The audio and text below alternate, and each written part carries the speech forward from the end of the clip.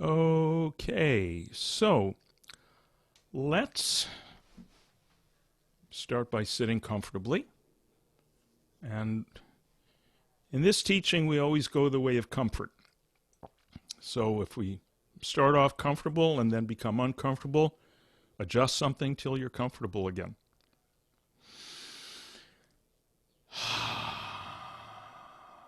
Let's start this time with our, some of you have done this before, singing descending fifths. Very simple. It's just like, if you can remember, oh, say, can you see? Or Flintstones, meet the Flintstones. Ah, oh, say, ah. And so what we'll do is we'll take a nice, full, deep breath. You know, breathing is good. Breathing is a privilege. When you're breathing, you know you're alive. And so we take a nice deep breath in, and the maybe the most important thing that I've learned about singing in recent years is that breath comes out of you automatically.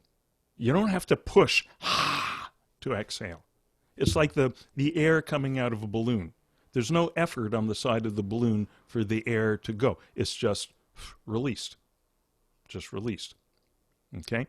So what we'll do is we'll take, in a moment, we'll take a nice full deep breath in. Just really, we're going to really feel the whole torso, the whole body, all the way up to the top of the skull, just filling up with air.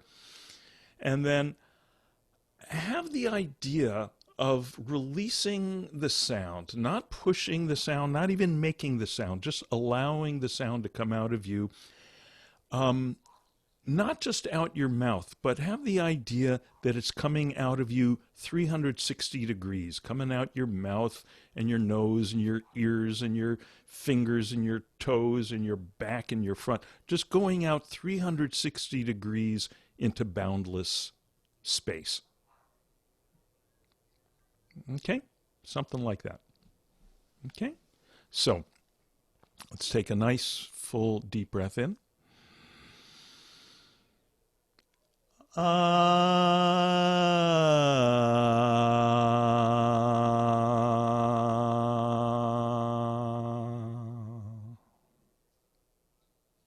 And again.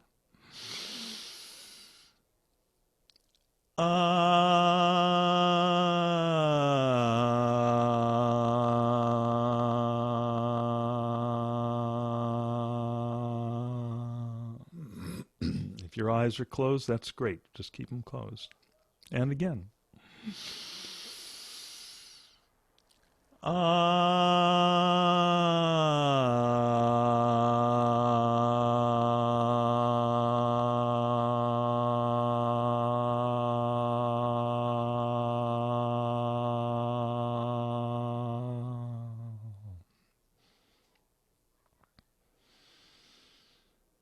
Okay.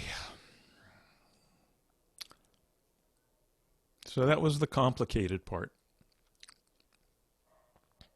Now the simple part, which is we forget about the breath, just let the breath take care of itself. Let everything take care of itself.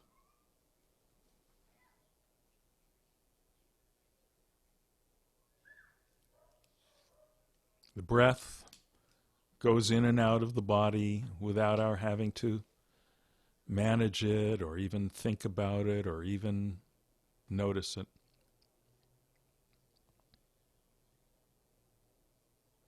The body rests in the seat without our having to do anything about it. There's no effort in sitting. The seat holds every pound of your weight. So we can give the body to the seat. Maybe take a moment and just really notice that. Just thank you, seat, for holding me up. Here, take it away.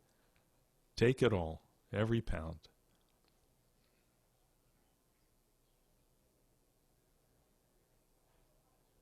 And then we can forget about that.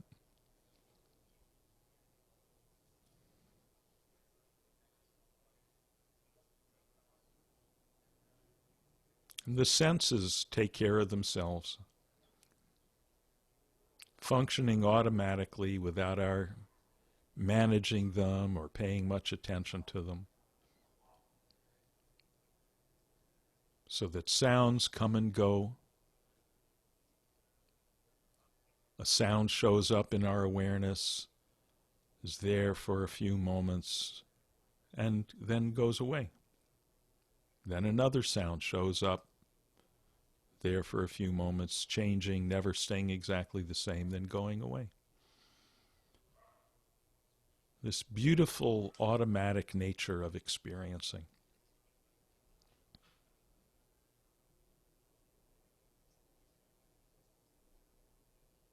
Just notice that for a moment and then forget about it. We don't have to keep noticing that or anything else. We're not trying to be mindful of stuff. I'm just pointing out a few of the sights on this little expedition. And just knowing that it's all taking care of itself. It's all happening by itself.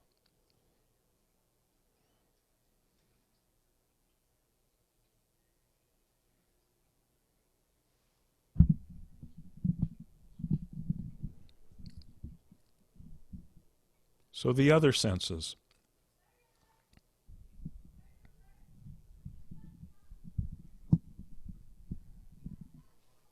The other senses are going on. Sensations come and go all by themselves.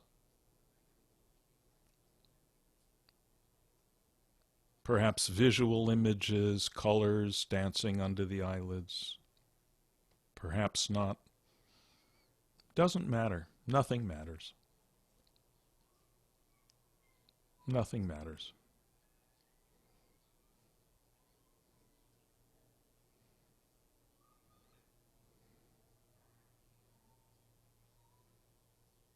Whatever's there is fine, perfect.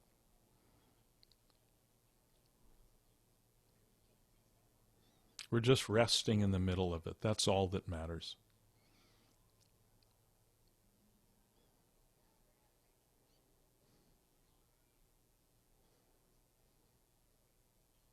Just giving up to this moment's awareness, which is the only awareness. We never have awareness outside of this moment.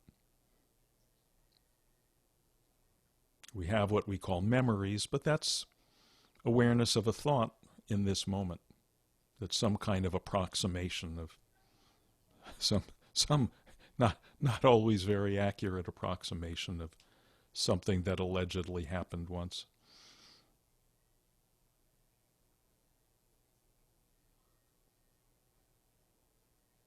And our anticipation of the future is more thoughts. Of course, the future we're really clueless about. So it's just more stuff coming and going within present awareness, none of which matters, all of which is perfect, however the heck it is.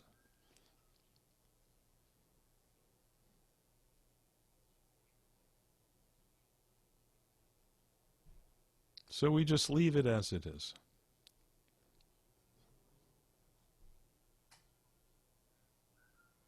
The breath, the body, the senses,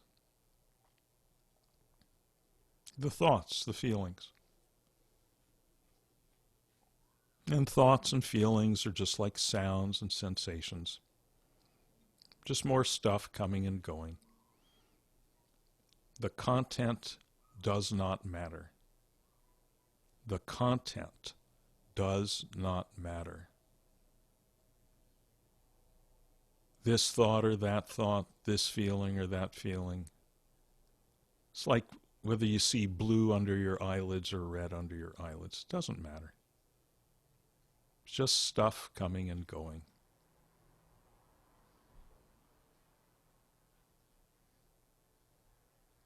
Everything perfect, everything unimportant.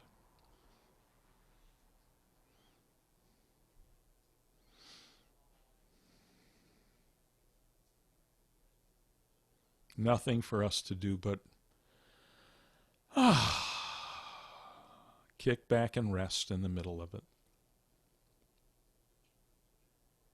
Just letting whatever comes come. Letting whatever goes go.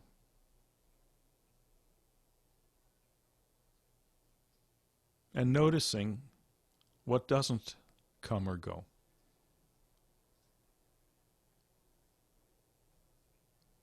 We may notice the one thing that does not come and go, which is actually not a thing.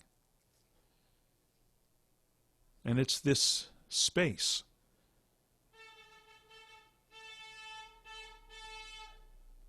This space within which things come and go. We hear car horns honking.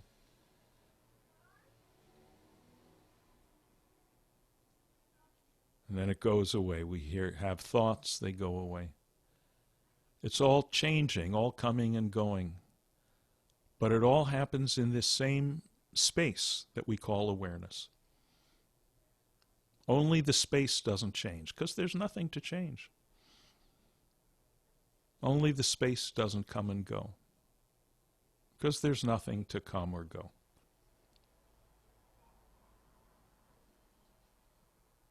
We can notice this. Notice that it's nothing, but it's aware space. It's also known as I,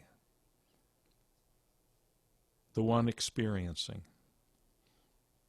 the one to whom all the thoughts happen, all the sounds happen. Simply I.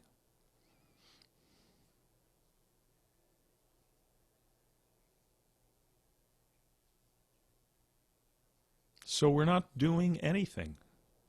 We're just noticing how things already are and resting in that situation. Just resting in this open, free, nothing space of awareness. As stuff comes and goes within it.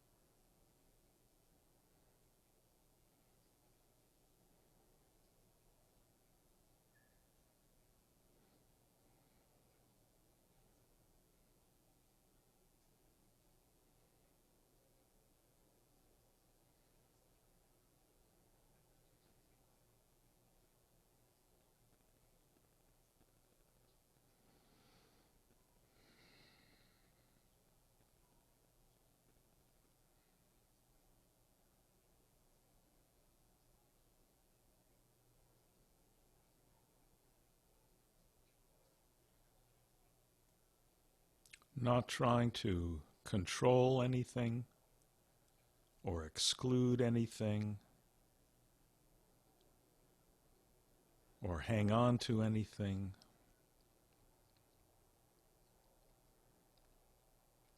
or monitor anything or evaluate anything. It's all way, way, way too much work.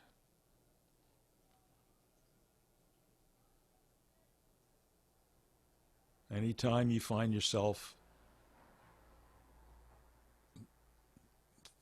thinking about trying this strategy or that strategy, just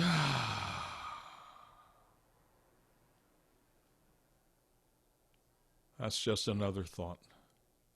Relax your grip on it. Relax back into yourself. Yourself, this empty, open space of awareness that we call I, which is always right here.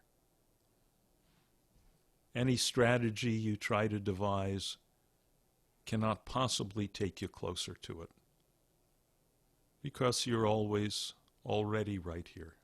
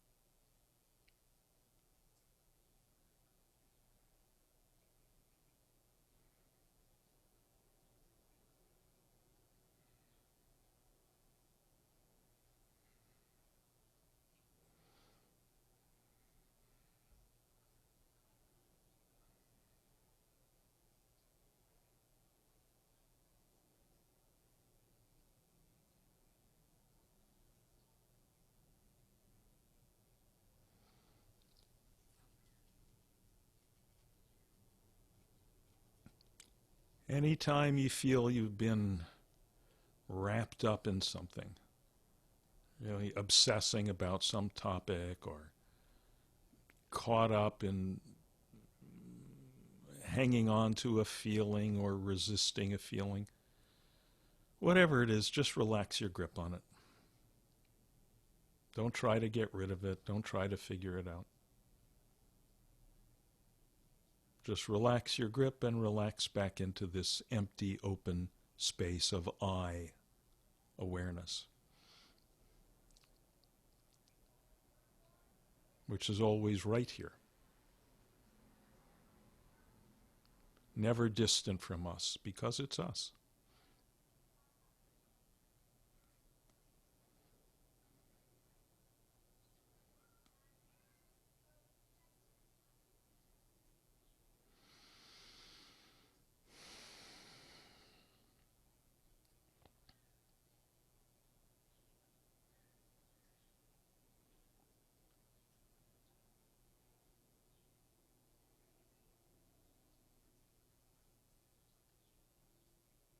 But when we say it's us, that doesn't mean it's a body or a name or a personality or anything else. That's a bunch of more things. That's a bunch of more things we're aware of. This us, this I, is awareness itself, the one that's aware of bodies and personalities and so forth. That's not complicated. It's simple because it's right here. And it's just open space. So we can completely relax into that space. Give up into that space. This space. Melt into this space.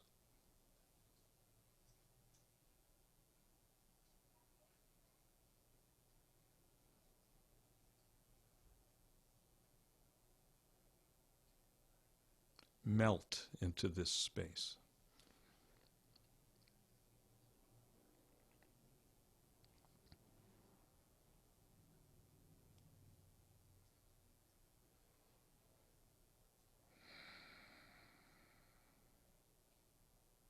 Melt into this space.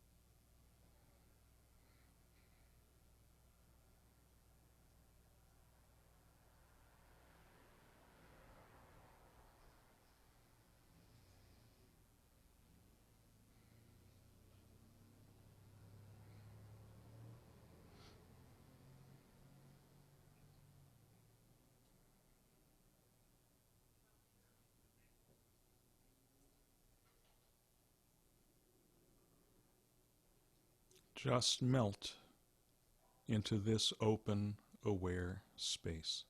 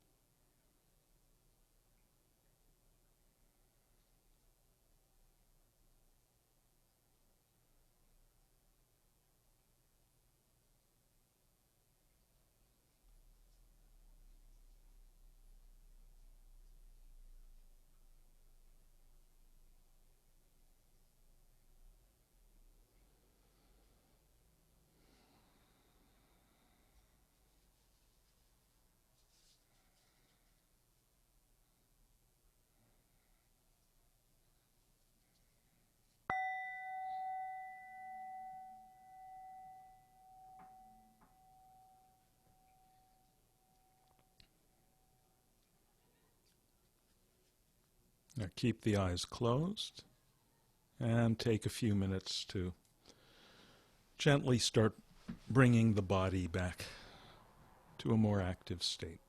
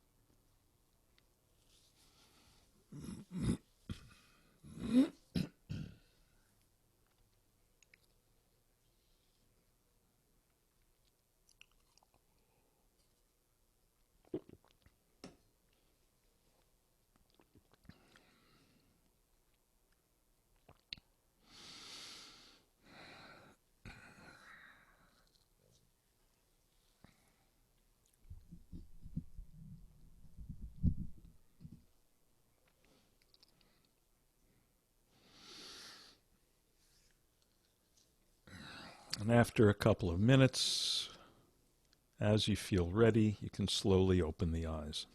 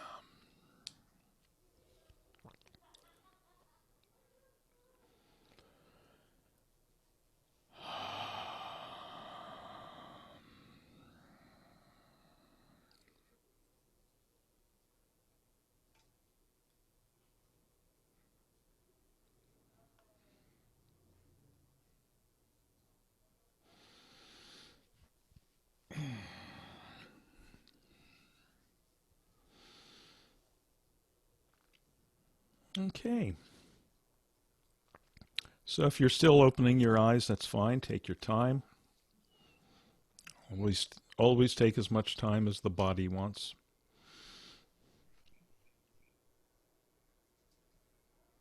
I see we gained a few more friends while we had our eyes closed. It's pretty good. We manifested some more humans here. So any questions or any comments from anyone about meditation or anything? Yes, Jamie, you can unmute yourself. I'm unmuted. Good. Just a quick question. Sometimes when off the cushion, I guess, out in the real world, but I think my question applies to on the cushion as well, but the vast open space of awareness can be a little bit overwhelming for me sometimes. And I was wondering if in the construct of natural meditation, if there's ever an anchor that you would be appropriate to use or not. Yeah, no. Oh, it's a great question. So when you say it seems kind of overwhelming, can you say more about that? What that's like?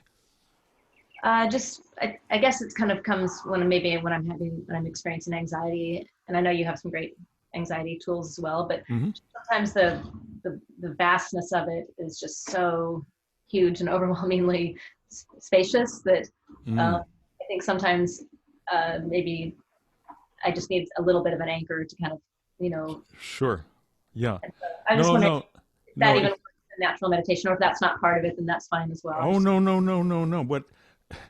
Whatever naturally emerges from our experience and naturally needs appears to need some dealing with, then then yeah, that's natural for us to do that. Natural meditation is not some doctrine. It's a name we use for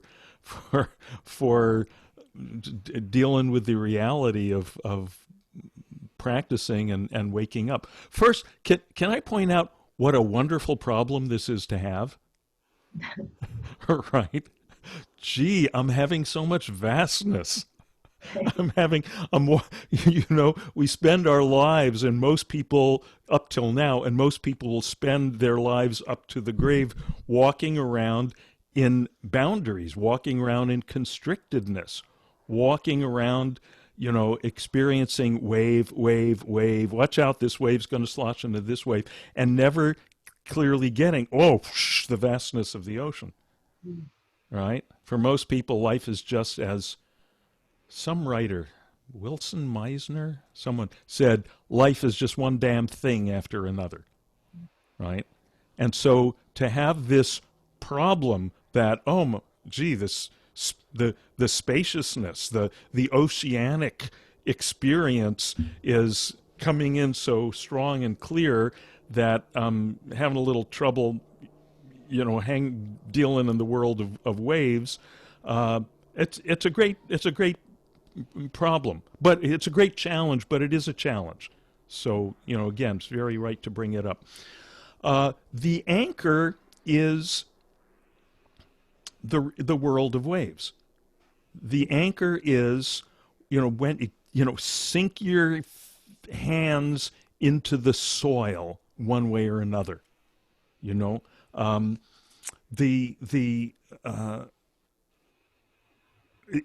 can be a temptation for some people that, I'm just getting so sort of lost out here in the vastness to just kind of keep going, and lose my grip on the on the boundaries. But that's the time to do the opposite. To just really, don't worry about losing the vastness. If it's coming, it's going to continue to come. Of course, it's not really vastness that comes; it's the nature of existence. But the awareness of it is going to keep coming. But this is the time to integrate.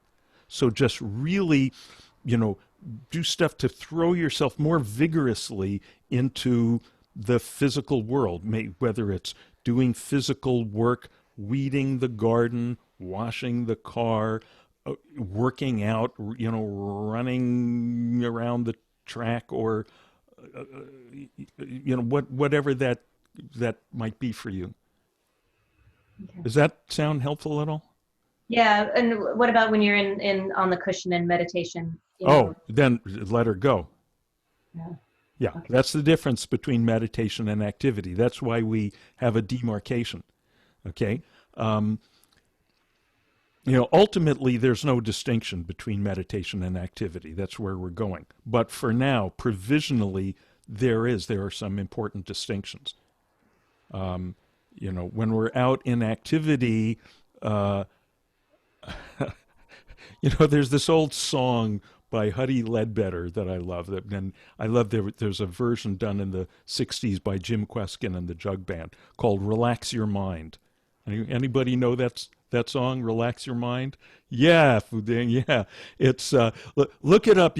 I'm sure you can find it on, like everything else, on YouTube these days. But afterwards, and the Kweskin Jug Band does a great version of it. They go, when the light turns green, put your foot on the gasoline. Sometimes you got to relax your mind. And then the next verse, when the light turns red, put your foot on the brake instead. Sometimes you got to relax your mind. Right? There it is. There's the whole teaching. Right? The light, right? Green is go, red is stop. Don't mix them up. Okay? And don't say, but it's all vastness, it's all the same. That's going to lead to problems. Okay? Keep hold of the relative. And then, interestingly, there's a third verse where it goes, When the light turns blue, now what are you gonna do? Right? So that's meditation, right? When the light turns blue, blue is, there ain't no blue on the traffic signal. That's the blue of the sky. That's the transcendent. So when we're on the cushion, when we're meditating, and we start to feel, oh no, I'm melting too much into the vastness, right? That part of you that says that, oh no, that's the Wicked Witch of the West. I'm melting, right?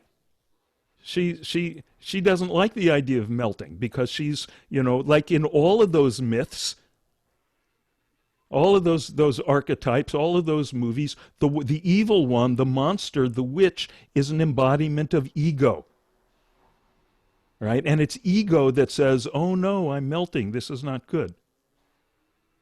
That's afraid of, because the ego is melting, right? Actually, ego never had substantial existence. The wave, is, for purposes of this analogy, the wave is what we call ego, the sense of a separate self. There was never a wave separate from the ocean. How can you have a wave separate from the ocean? But we've been going through our whole life. Every time someone says your name, every time someone says, "Hey, Jamie," every time someone says, "Jamie, where are you?" and you say, "I'm over here in this chair," you're corroborating, you're reinforcing the idea of a separate self as a wave, right? But then, all the great visionaries, all the great seers of reality, Walt Whitman says, "I'm not contained between my hat and my boots." And that's what we're starting to experience in meditation. And it can seem scary. That's why the other song, I come back to this one a lot, the Beatles, "Tomorrow Never Knows," right, from Revolver. "Turn off your mind, relax, and float downstream. It is not dying. It is not dying." They tell you that twice because it's so important. Because there's something in us that resists this, that thinks, "Oh, this is not right," because we think it's dying. And in a sense, it is. Right? It's the idea that we're this separate, limited thing is dying. Thank God, because the separate, limited thing is mortal and gets sick and has bad things happen to it and so forth. We have to die out of that into what we truly are, which is this ocean of beingness. But it's okay, and so when we really start melting into that in a profound way, we can feel resistance. And sometimes you'll feel the resistance. It'll come up as an emotion of fear, Jamie, as you're seem to be implying. Sometimes it'll come up as, where the body twitches or something. It's like everything's getting so relaxed, so melting, that is something in the body goes, "Oh, wait a minute, let me re-solidify here." But or it's just this, because we're so profoundly resting that the old stresses are kind of exploding out of the nervous system. So that's fine. Whatever happens there is fine. But just know, meditation, let the melting happen. Just melt. I think I said that several times in the meditation tonight. Something about melting. Just melting into this open space of awareness. And ultimately, where, as I said, where this is all going is we can ultimately be completely melted out of the delusion of being a separate self, walking around completely as this ocean of beingness while functioning in the world as if we are a separate self. Right? Everyone else is fooled except us. Right? To everyone else, it looks the same. You get up, you brush your teeth, you have breakfast, you do all that, but you're no longer bound by all of that. That's some stuff happening up here in the little, the sea foam up on the surface. We got them all fooled. To them, it's just, it's Jamie. She just the same as before. Only, if they pay attention, they notice, yeah, it's Jamie just the same as before, but, she doesn't seem to get anxious or depressed or, That's stuff that she used to. Maybe some of it might still seem that way. We're not completely, as Rupert Spira says, we can get completely, we get suffused with the light of knowing, but it's a lifetime for that light to colonize all the particularities of our life, of our emotional being and physical being and so forth. So, but for the most part, they go, yeah, Jamie's just gotten really kind of smoothed out if they're paying attention. Usually they're not. Usually they're caught up so much in their own mishigas, as we say in Sanskrit, in their own, craziness, that they and projecting that on everyone else, including you, that they don't realize how cooled out you are. So that's okay. We go incognito here. We're like ninjas. Is that helpful, Jamie? Yes, thank you. Yeah, you bet. Yeah, Fuding. You can unmute yourself, please. Fuding, you have to unmute yourself. I'll do it. Hang on.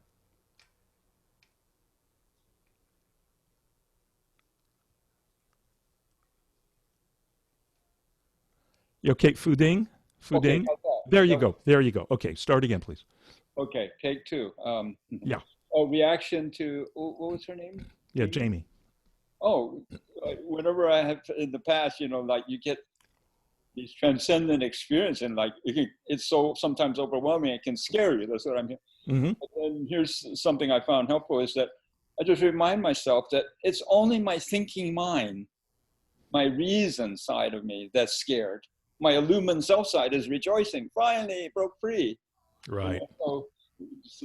So Jamie, you're not the only one with that problem. Who else had that was Rumi, that great poet. You're going to be doing that thing on Sunday. Rumi is a great poet. But he has this thing, I'll paraphrase, something like, I'm so small I can barely be seen.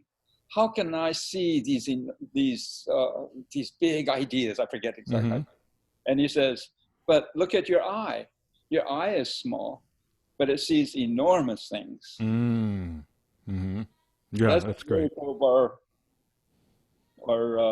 consciousness, our mind. It's like it can, even though we're a little speck in the universe, we can see, comprehend the whole universe and all the spiritual trips. Right. Yeah, a couple of things there, Fuding. One is, first, thank you for reminding me to remind everyone that this Sunday we'll be doing our Poetry of Enlightenment session on Rumi. Sunday, yeah, Rumi's the man. Founder of the Whirling Dervishes. Yeah, it's just the mind. It's not you that's scared, it's the mind that is scared, because the mind is the handmaiden of the ego, right? Now, it's interesting because we use these words so, easily, so kind of glibly. We talk about, the ego this, the ego that, the mind this, the mind that. Have you ever experienced your ego? Have you ever experienced your mind? Take a look at actually, let's take one step back. Take a look at your left hand. I can do that. Take a look at your right elbow. I can do that. Now take a look at your ego. Can you do that?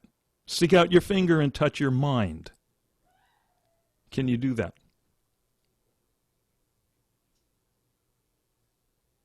Now, this is not a long enough attempt probably to fully convince everyone, so this is good homework. Keep looking for your mind. Keep looking for your ego.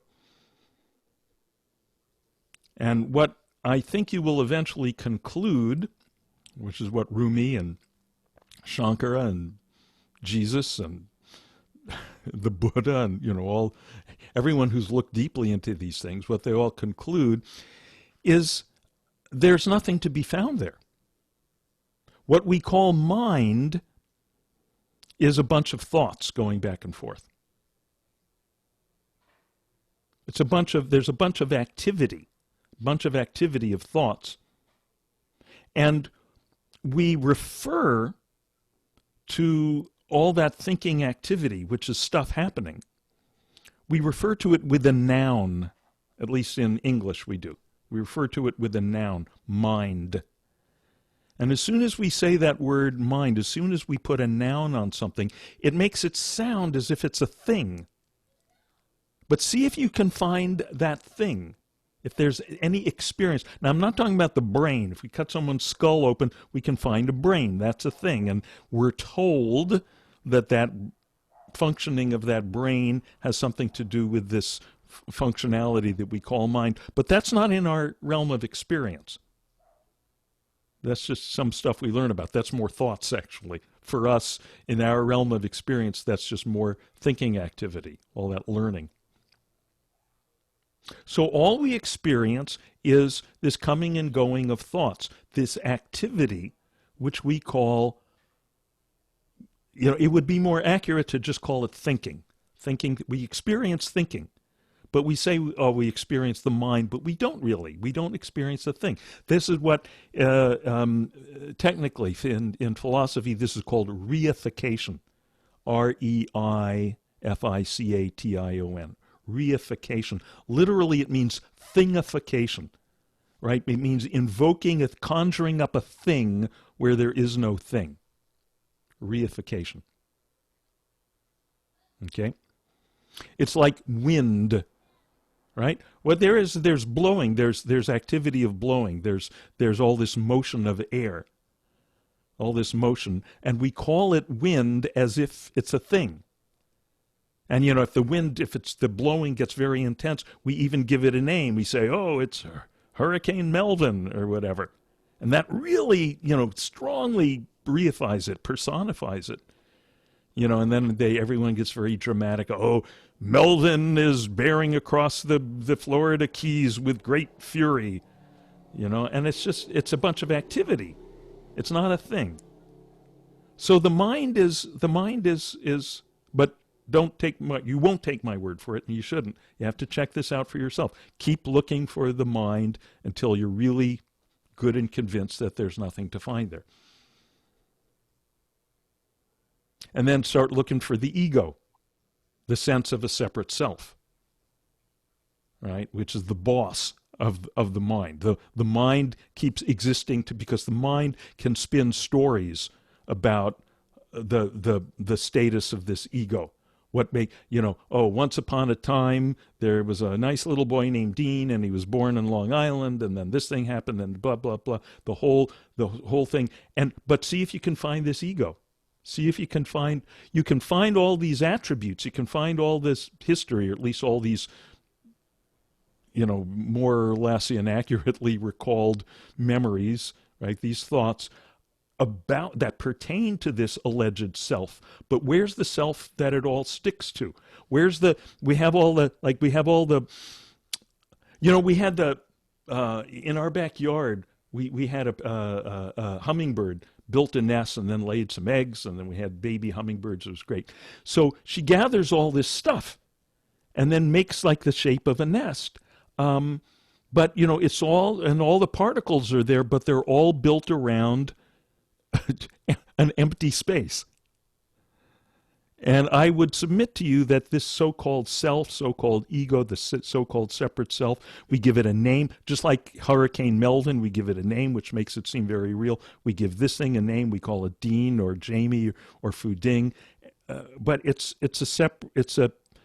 empty space with a bunch of stuff sticking to it, I would submit.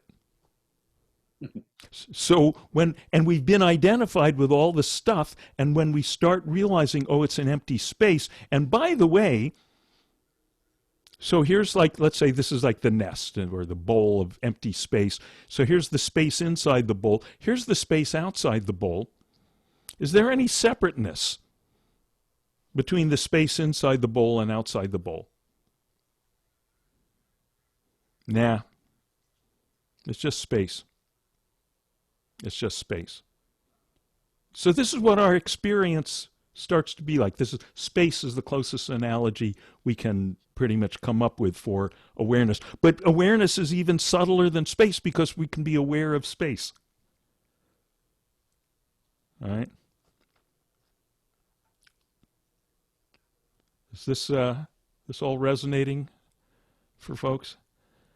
Okay.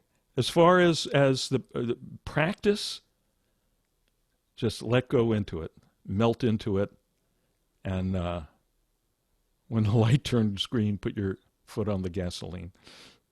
Oh, and one other Beatles tune that pertains here. Fu Ding, a point that you brought up. That it's just the mind telling the story. Okay? It's also on the album Revolver. Revolver's a great album. I think it's my favorite. It's the George Harrison song on there, I Want to Tell You. Check it out. It's got this great dissonant piano banging out these dissonant chords. Bop, bop, bop, bop. I want to tell you, my head is filled with things to say. And then at one point in the bridge, she says, and if I seem to act unkind, it's only me, it's not my mind that is confusing things. Right? And if I seem to act unkind, it's only me, it's not my mind that is confusing things. And that line always bothered me. I always felt, no, that's backwards. It should be, it's only my mind, it's not me.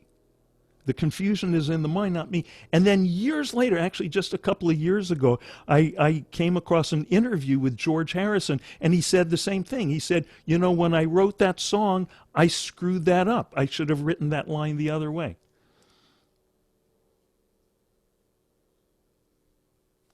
Yeah. Yeah. Fun. Okay. What else? What else is on anybody's mind? See, nothing wrong with these things. We got to use them. Otherwise, you know, we can't have these conversations, which is so much fun, right? Nothing wrong with having an alleged separate self. Then we get to do stuff. We get to go to movies. We get to eat ice cream. We get to hug our friends. Someday, hopefully, we can hug our friends again. You know, we get to do all this stuff. And it's all great as long as you're not caught up in the illusion that that's the ultimate reality. As long as you know and it's not a thing that you're just got to know intellectually. You're going to know it with experiential insight. You know, you have enough of this just melting into this spaciousness of awareness itself, existence itself, presence itself, and then, you know, the integration with the doing, being, doing, do, be, do, be, do, be. Strangers in the night, right? We're doing all songs tonight, apparently. You know, and then you can do all this stuff and not be caught up in it. You know, and no one minds being caught up in this stuff when you're, you know, having a nice massage or eating some nice ice cream or something. But it's when you get sick or when you have pain or when you're dying, then we go, oh, wait, what's the stuff they were saying about me not being the body, not being the mind, not being the ego? Say that part again, right? So we don't want to wait for the emergency. We always want to do the fire drill before the fire. Right? We want to find out that we're and just be as just clear as possible in our experiential insight into the boundlessness of what we are. Because then we're liberated. Then, you know, this is when Jesus says to the apostles, "Fear not, for I have overcome the world." That's so beautiful. Fear not, for I have overcome the world. And it makes no sense unless we're at least to me, it makes no sense unless we're understanding in this way. Because the guy was completely, you know, if all there is the waves, the separate body, the separate self, he did not overcome the world overcame him. Preached for a couple of years, and then he was, you know, tortured to death in this horrible way.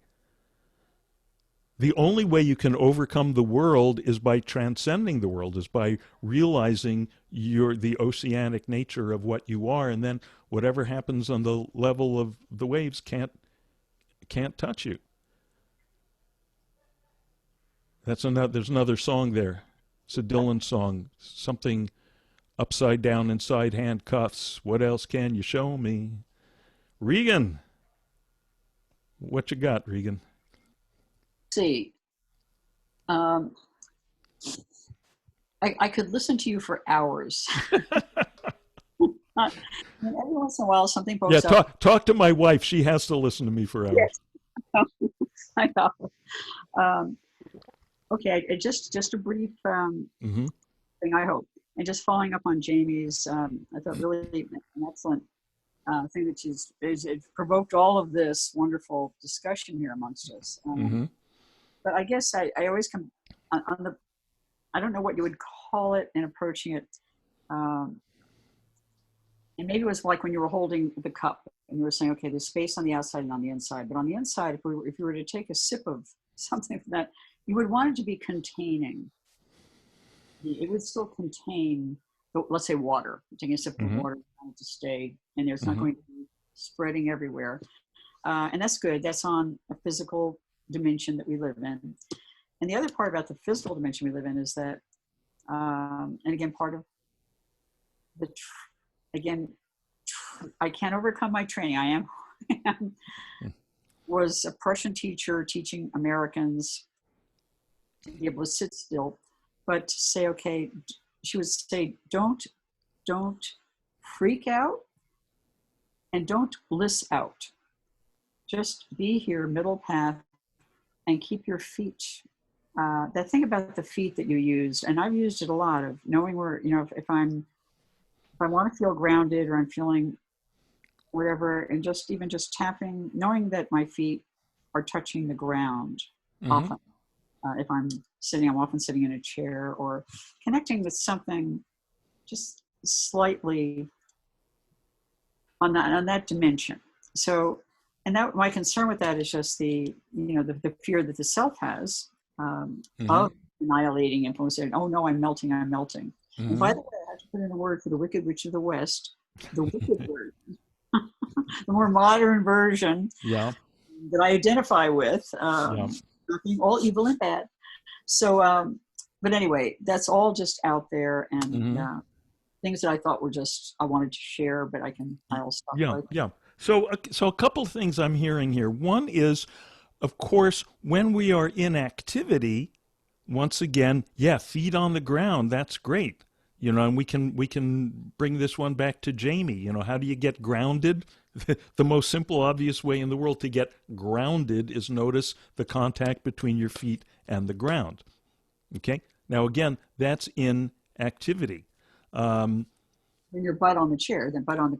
Or your butt on... Yeah. But now, when we're in meditation, it's interesting that the traditional, meditative postures, your feet don't touch the ground. Right? You've lost that grounding. And I think that's not accidental. It's like we're set for liftoff. Right? And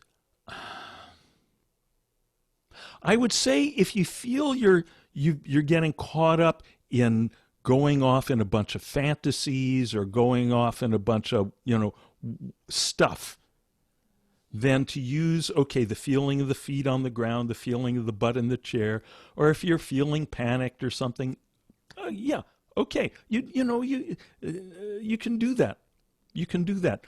But if you feel you need to, but if you don't feel you need to, and again, this idea, and I know, Regan, you have this from, as you've just explained, part of your training, that it should be like this, not some middle way, not too much bliss, not too much, and I have a sense of where that's coming from, a certain wisdom in that. On the other hand, to kind of, I think what often winds up happening is that becomes that kind of thing. That becomes a concept of, this is the state that we are looking for. Not too much, not too cold, we want the porridge just right. And I'm going to keep adjusting, keep getting it. And I think you probably are aware of practitioners who practice that way. Some of them would just spend years, with that attitude of adjusting, and I mean, all I can speak from is my own experience. And, some vicarious experience of suggesting things to others, seeing what happens with them. And what I find works is to say, fuck it. What I find works, if you've ever been drunk or high, you know how to meditate. When you're drunk or when you're high, this thing is happening, this thing, fuck it. That's it. That's it. That's what I find works. That just letting go. Just forget. If we're going to clean up our language here. Okay. Forget about it. Forget, as we say in New Jersey, forget about it. Oh, I'm having a lot of thoughts. Forget about it. Oh, I'm having a lot of bliss. Forget about it. Oh, I'm sitting too. Forget about it. Forget about it. And just melt back into this presence. Melt back into this awareness that is never distant from us. That's what's important. What's important is that we don't get caught up in the idea of that which is to be realized as some construct, something that we can construct. If I sit just right, then I'll get it. Not, I mean, my experience, what works the best is sitting just right, forget about it. Now, though, of course, does this mean that, okay, don't bother to meditate, just get drunk or get high? Well, the little problem there is then we have that great nonchalant forget about it attitude when we're drunk or we're high, but we don't have the clarity. We don't have the naturalness and the clarity of experience. Right, so it's not a substitute. It's not the same thing. But just in case you ever get drunk or high, that's in my experience, that's the thing to remember. That's the valuable thing you can bring back to apply to your practice. Is this helpful at all, Regan? Yes, it is. I was saying I would never have survived the Zen or doing everything perfectly like that. But yeah. Piece of this that you mentioned, I think is important, is that as we progress in the training over years, that we less and less do I need the anchor of anything that I of anything. Yeah. It all gets. I mean, my experience, it all gets simpler. The practice, the understanding, the insight, the approach, the attitude. At first it seems, there's so much, and it just all gets simpler. It's just this. Let's hang out in this. Okay, we got some other hands up. Richard, you want to unmute Okay. yourself? Yeah. So okay. To continue with the songs thing. Yes. Same year, or maybe the year before, on Pet Sounds. The song I Know There's an Answer by the Beach Boys was originally Hang On to Your Ego. Really? It was originally Hang On to Your Ego. Hang on, but I know that you're gonna lose the fight. But Mike Love thought it was too druggy. So right. He made Brian change it. Uh-huh. It was originally Hang On to Your Ego. Uh-huh. Very interesting. Thank you. Our rock and roll scholar weighs in. Good. What else?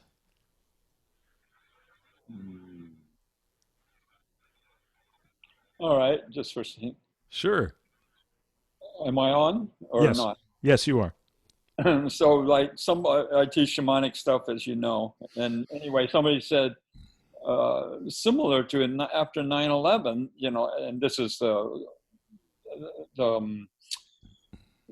Black Lives, this whole social unrest that's recent and everything. And so somebody says, so what can your shamanic stuff to do about all this and COVID-19, etc. And then he said, no, this is way too big for spiritual stuff. And I said, wait, hold on, wait, no, exactly wrong. This is exactly the right time to take care of this thing, you know, because he was referring to all the craziness about the false information about it and everything. And then I said, no, there's the exact time. And he said, yeah, like what? And so I said, well, off the top of my head, the first thought is like, we may have no control over the madness of the world, but we have ultimate control is how we choose to react to it. Mm-hmm. And just on that, everything shifts, because you are, first of all, we are no longer a victim.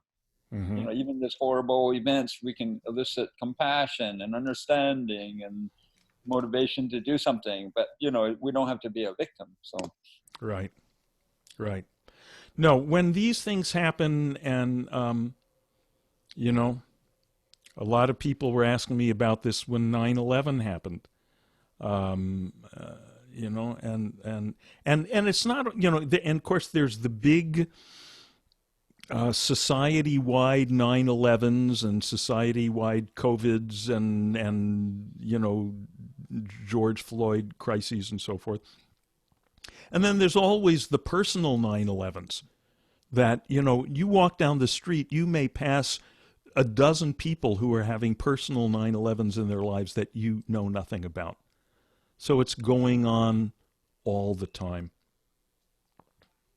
I think I don't know if it was the Tuesday session, one of these sessions sometime in the last couple of weeks, I mentioned the story of my Tibetan Buddhist teacher I used to study with, Nakchang Rinpoche, and he was talking about these particular practices that in the old days in Tibet, these very intense meditation practices, and you're supposed to do them in the charnel ground, right? This is the place where they'd bring the dead bodies and, you know, hack them up into pieces and feed them to the vultures, and you'd be surrounded by all these decomposing bodies and being eaten by worms and all this stuff. You know, and this was the place to get real. This is the place to really get down. No, you know, airy-fairy spiritual attitudes are going to survive that. This is where you can, you know, really get, if rubber meets the road. So Nakchang Rinpoche was talking about this, and we were in New York City, and someone said, but Rinpoche, there's no charnel grounds available to us here. And he said, the world is a charnel ground. Right? I mean, right? Everything is in that, you know, going through that one way or another all the time. But and everything and everyone. But sometimes there are moments when it becomes acute, moments when it reaches crisis. You know, in a sense, we're all dying from the moment we're born. The meter is ticking. But, you know, obviously there are times when the meter is ticking in a very noticeable way, in a very acute way, and we call it, oh, that person's dying. Right? And then they really pay attention to that. So so these are the times, as Thomas Paine said, these are the times that try men's souls. These are exactly the times. All the meditative practice, shamanic practice, whatever artistic practice, whatever you've been doing, these are the times. This is what you've been practicing for. And if your practice, whatever it is not big enough to digest that experience, then you got to go back to the drawing board. It's got to be bigger. You know, and the stuff where, oh, how can I meditate when there's sirens and helicopters, as we had all last week here? How can I meditate when I'm watching on TV, as Yaffa and I did, the bank where we do our banking being ransacked and people running out with drawers full of stuff and going, I wonder if some of that's our stuff. Right? That's the time to meditate. And also that's the time when you find out if all the meditation you've been doing up till now has been working. You find out, do I get as overwhelmed by this stuff as other people around me? And I think probably a bunch of you have noticed that you don't get so overwhelmed. Okay, is this resonating? You know what? Excuse me one sec. I got to plug in my computer. Hang on.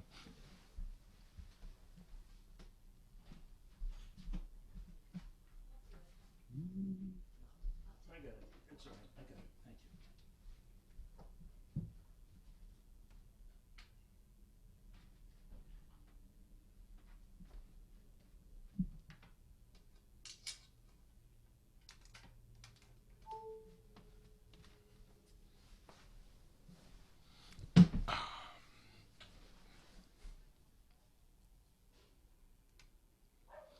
And we're back. What's that?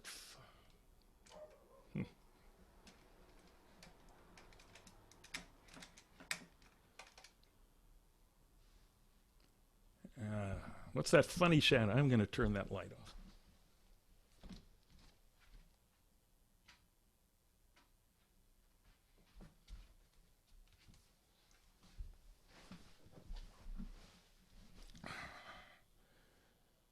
See, I'm the talent and the camera crew.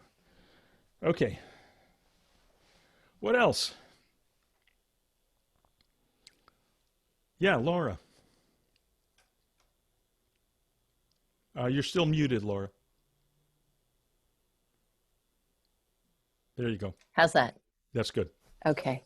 So, newbie question. And maybe this is the other side of Jamie's coin a little bit. Sometimes, and I realize I'm labeling this, but sometimes in meditation, that sense of spaciousness feels very benevolent, very sort of gentle. And I find myself wanting to label it just like I'm doing now, you know, because it feels that way. It feels benign. And I get caught in a cycle of wanting to name this feeling. And I'm just wondering if maybe you could address how not to do that. I mean, because on the one hand, it's a nice place to be. Right. It feels good. And on the other hand, it's hard for me not to go down that rabbit hole of, oh, let me think about what that is. And, you know, and I know I shouldn't chase it, but could you speak a little bit to that? Boy, that is just such a great question. There's so much in that question. Okay, first of all, having the thoughts about it, that's called having thoughts. Thoughts come. We're not responsible for having the thoughts. But you're very rightly feeling your way to discriminating between just having the thoughts and about it and chasing it. Right? Once we chase it, that's an act of volition. Then we've kind of moved off of our throne of non-involvement. So you're seeing that very clearly. Now, what's so fabulous about this question is you're describing something that's been going on for eons. People experience the boundlessness, just being. Now, just being, just awareness, just existence has no qualities. It has no qualities. But when we are, coming in from the angle of being human and being used to a world of things with qualities, with characteristics, it can seem, this is very benevolent, and I want to give it a name. Or maybe more like what Jamie's talking about, this seems very fierce and challenging and overpowering.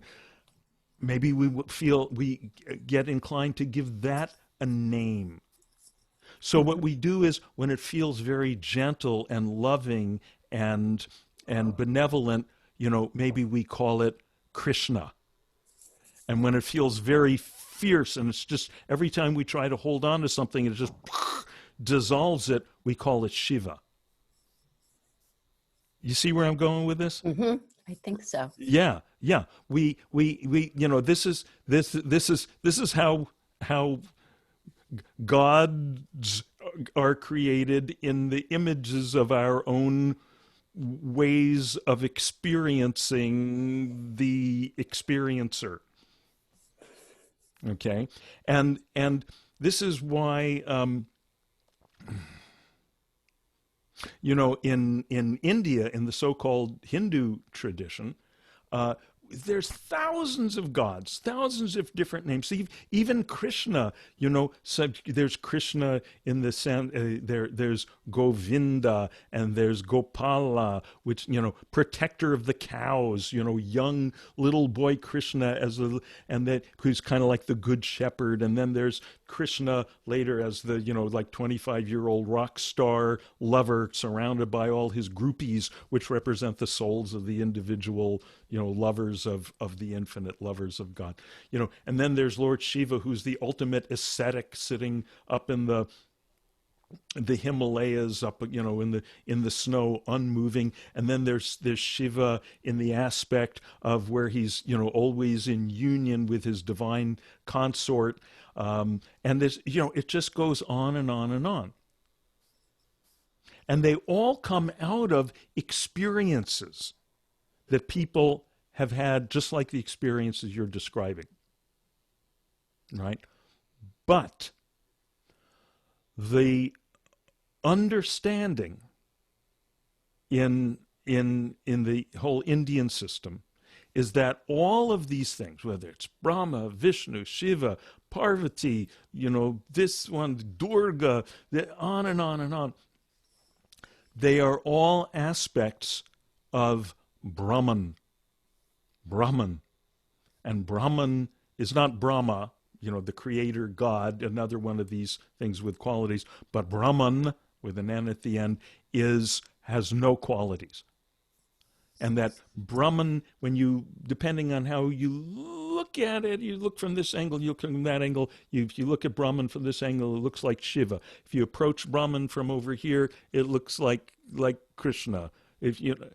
This is called henotheism, Heno theism. People mix it up with polytheism. Polytheism is what you have in the Greek mythology that we learned about in junior high school, where this one is a limited god, is the god of the the babbling brooks, and this one over here is the god of the forests, and this one over here, et cetera, et cetera. There are all these, they're like, different mafia, this family's got this turf and this family's got this turf. So we have a bunch of limited gods. That's polytheism. And then we have, what Judeo-Christian tradition, we have monotheism, one unlimited God. Henotheism, you have a whole bunch of unlimited gods. Right? You have the limitlessness, but just the infinite, but an infinite number of ways to look at it, and thus an infinite number of names to give it. But in terms of the practicality, which we always want to come back to, this is fun to talk in these terms. But in terms of the practicality, what does it come down to? Yeah, don't chase anything. Don't resist anything. I remember once Maharishi saying, this is, when I was practicing TM, and TM, Transcendental Meditation, has these same basic principles of natural meditation, effortlessness, but it specifically uses, rather than just coming back to the awareness, you're coming back to a mantra, which then the idea is that it ultimately melts into the awareness, like a cough drop melting in your mind.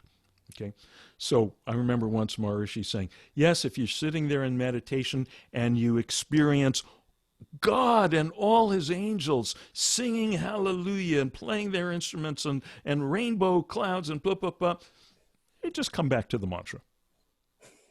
Okay. Okay. So I would say but see here, and this is where I feel so good about where we're practicing from now, the complete non-duality of it. It's not even come back to. It's just once again recognize what we can never leave. We can't come back to it because we never leave it, which is all there is this awareness. This awareness is like empty, open space. And that any phenomenon going on within it, great, enjoy it, don't hold on to it, don't get attached to it. Any phenomenon is a phenomenon. It can be celestial phenomenon, but it's a phenomenon. There's only two things.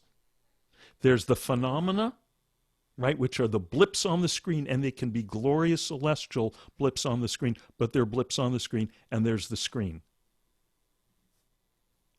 Right? And what we do is just keep melting back into the screen, melting back into the experiencer, and whatever experience comes and goes within the experiencer is fine, but that is not you. You are this empty, open, aware space, which is going to be, so to speak, bigger than any phenomenon that happens within it. By definition, the reflectivity, anything that reflects in the mirror, because the mirror can, now we're shifting the analogy, right? And awareness is like the mirror. Anything we're aware of, or like the different colors and shapes that can reflect in the mirror. And, here comes this color, this shape. Wow, this is so celestial. This is great. It's so big. I'm going to hang on to this. But guess what? The mirror can reflect that, and it can reflect this. And it can reflect an infinite number of other things. So it's bigger than all the things that have ever existed and haven't existed yet. Bigger, so to speak, because it's boundless. These all have boundaries because they're specific. Is that making sense? It does. Good. I'll have to think about it some more, but Yeah. But yes. Yeah. Thank you. You bet. Okay, how we doing? It's just about time to pack it in. So, hope to see some of you on Sunday. Maybe some of you back for more on Thursday. And as always, thank you for playing. So, may all beings swiftly realize their boundless nature, that they are the mirror, that they are the ocean, that they are the perfect, birthless, deathless, open space of awareness, beingness, presence. And thus may all suffering, all conflict evaporate like smoke into the air. Loka samasta sukhino bhavantu. Loka samasta sukhino bhavantu. Loka samasta sukhino bhavantu. Om Shanti Shanti Shanti.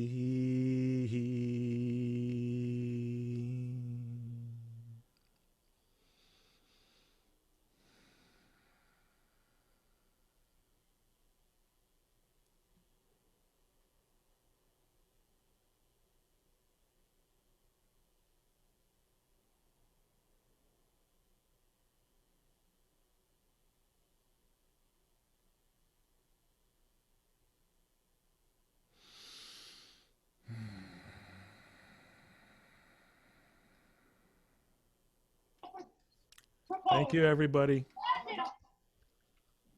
Thank you, Dean. Thanks so much. Thank you. See you around. Okay. Thank you so much. Enjoy Good night. being. Okay, thank you.